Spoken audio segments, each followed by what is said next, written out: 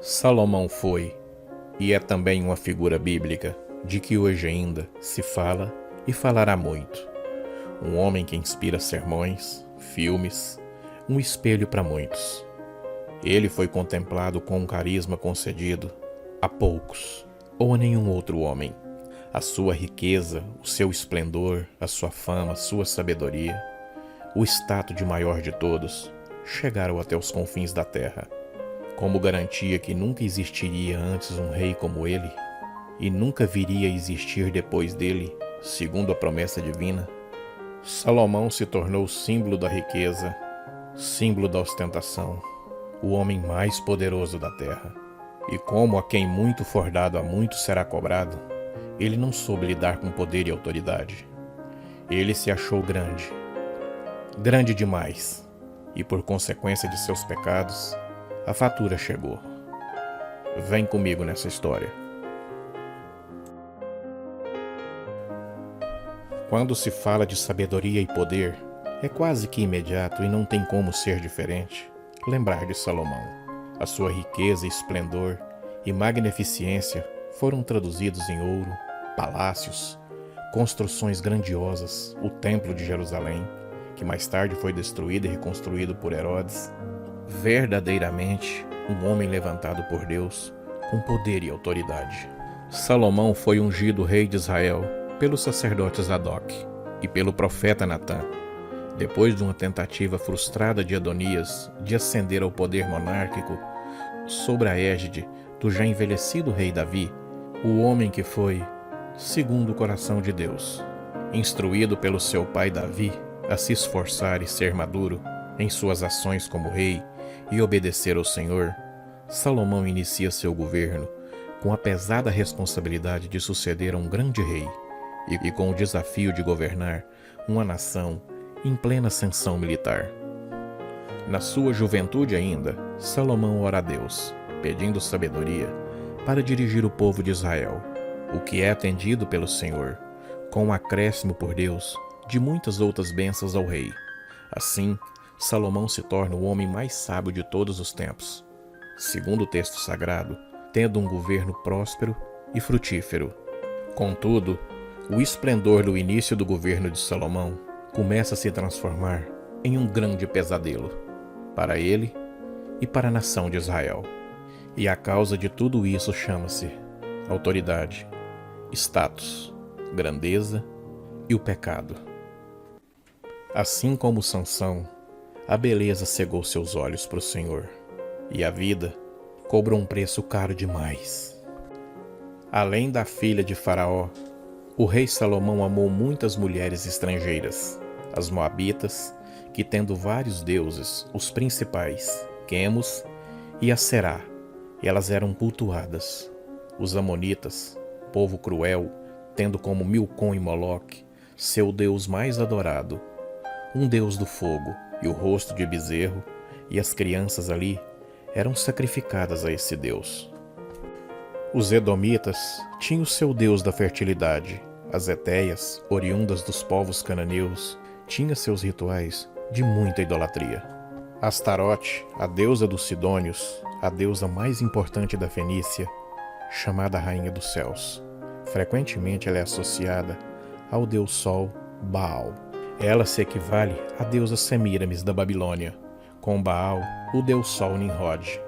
Também era chamado de Íster, uma das grandes deusas dos assírios. Havia também Milcom ou Moloque, abominação dos amonitas, seu deus nacional a quem se sacrificava crianças e elas eram queimadas vivas. Seu símbolo era o fogo, e o peixe, símbolos também de Nimrod dos babilônicos, equivale a Quemos dos moabitas. Das nações que o Senhor tinha dito aos filhos de Israel: não entrareis em contato com eles, e eles não entrarão em contato com vós, porque perverterão o vosso coração para seguir os outros deuses. E a estas se apegou Salomão pelo amor. À sua disposição, ele tinha 700 mulheres princesas e 300 concubinas. Poderia escolher a dedo, e assim sucedeu. E Salomão coloca para dentro de sua casa nações que o Senhor havia rejeitado, Os conselhos de seu pai Davi antes de morrer entrou em um ouvido e saiu em outro, e essas mulheres pagãs lhe perverteram o coração. A elas Salomão pegou com amor, as quais mudaram seu coração para não obedecer os mandamentos do Senhor.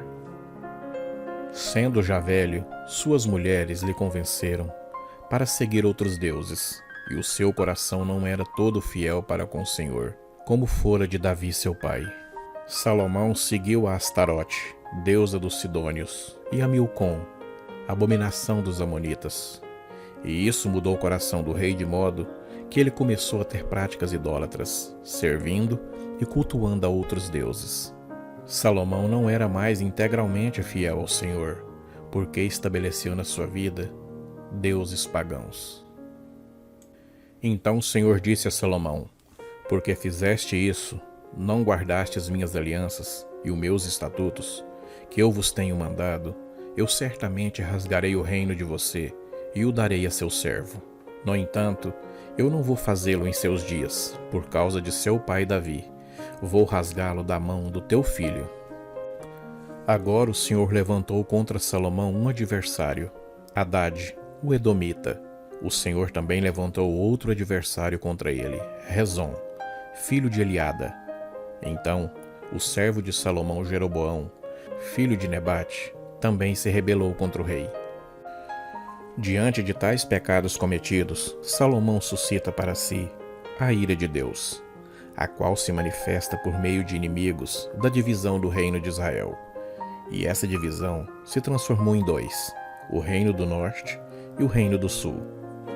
Após a morte de Salomão, uma insurreição aberta levou ao rompimento das 10 tribos do norte, e a divisão do país num reino do norte, Israel, e um reino do sul, Judá, que foi o território das tribos de Judá e Benjamim. E as consequências do pecado de Salomão não param. Em 721 a.C., Samaria foi invadida pelo exército assírio, e a população israelita foi exilada. Já a autonomia do Reino do Sul também não durou muito. Cerca de 1 século e meio depois da queda do Reino do Norte, o Reino do Sul caiu diante do Império Babilônico. Em 586 a.C., o rei Nabucodonosor invadiu Jerusalém e levou toda a sua população ao exílio. Mas conforme a promessa do Senhor, um remanescente fiel foi restaurado após o cativeiro. Mesmo após errar muito e entregar-se a outras nações pagãs, adorar outras divindades, Salomão, ao escrever na sua velhice, o livro de Eclesiastes, parece que nesta passagem tem um arrependimento. De tudo que se tem ouvido, a verdade é: teme a Deus e guarda os seus mandamentos, porque isto é o dever de todo homem. Porque Deus há de trazer juízo sobre todas as obras, até as que estão escondidas, quer sejam boas, quer sejam más. Um pecado que gerou consequências terríveis àquela nação. Salomão se afastou de Deus, gerando morte espiritual e morte física. Muitos estudiosos bíblicos ponderam se Salomão foi salvo ou não.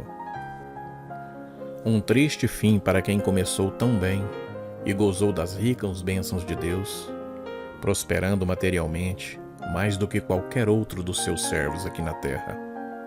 O sepultamento de Salomão se deu na cidade de Davi, junto com seus pais.